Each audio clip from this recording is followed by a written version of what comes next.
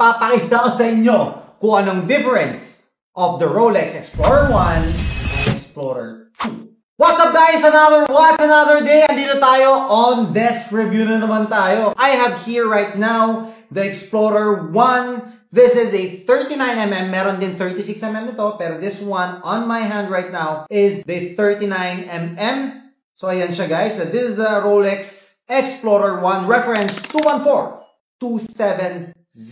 Next naman natin, of course, Explorer 2. Boom! Explorer 2 features a GMT or tinatawag natin na Greenwich Mean Time. Kasi nga, ito tells another 2 time zones ang kayang gawin ng Explorer 2 natin. Yun yung kinagandaan nito. And not only that, Explorer 2 is the most iconic Rolex na features a white dial. The first generation, reference number nito, 216570. And the next generation, what's 2020 up to 2024, is a 226570 na. Main difference between the both, of course, mas simple itong Explorer 1, which is one of my favorite watches. It sits on the wrist really good.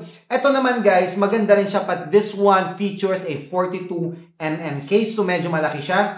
And makikita mo yung bezel, it has a 24-hour marker siya. So, dyan, nakatutok yung GMT natin kasi 24 hours yung movement ng GMT. So, wrist check naman tayo. The Explorer 1, 39mm, one of my favorite to guys. Totoo lang. Oh, sarap talaga! So, medyo malaki lang siya. So, I'll pull it here. Pero, ayan. Ganyan siya guys, kung makikita nyo. Next is the Explorer 2 naman. Wrist check, right? Wrist check, wrist check. For this one naman, the first generation is around more or less 500 to 550,000.